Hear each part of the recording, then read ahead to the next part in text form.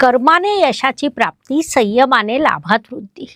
मेष राशीचे लोक आपल्या मूळ स्वभावानुसार प्रचंड परिश्रम करतात, परंतु तुमच्या मनात सतत प्रश्न असतो, हे सर्व माझ्या उपयोगी पडेल का?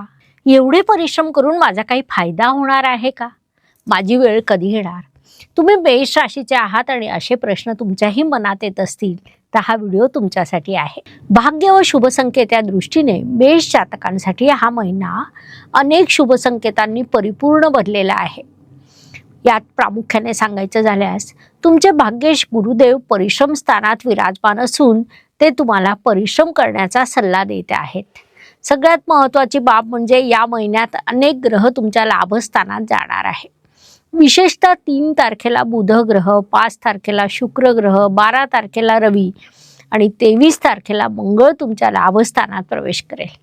राहू ग्रह तर आधीपासून तिथे विराजमान आहे. असे सर्व ग्रह लाभस्थानात विराजमान असल्यामुळे या काळात तुम्हाला भरभरून लाभ प्राप्त होईल. मुख्य बाब म्हणजे या सर्व ग्रहांवर गुरुदेवांची दृष्टी असणार आहे. 7:30च्या या काळात अनेक शुभ संकेत तुमच्यासाठी निर्माण झालेले आहे. महिन्याच्या सुरुवातीला राशी स्वामी उच्चीचा आहे, त्यामुळे तुमची प्रगती देखील सुरू राहणार आहे. या काळाचा सदुपयोग करा.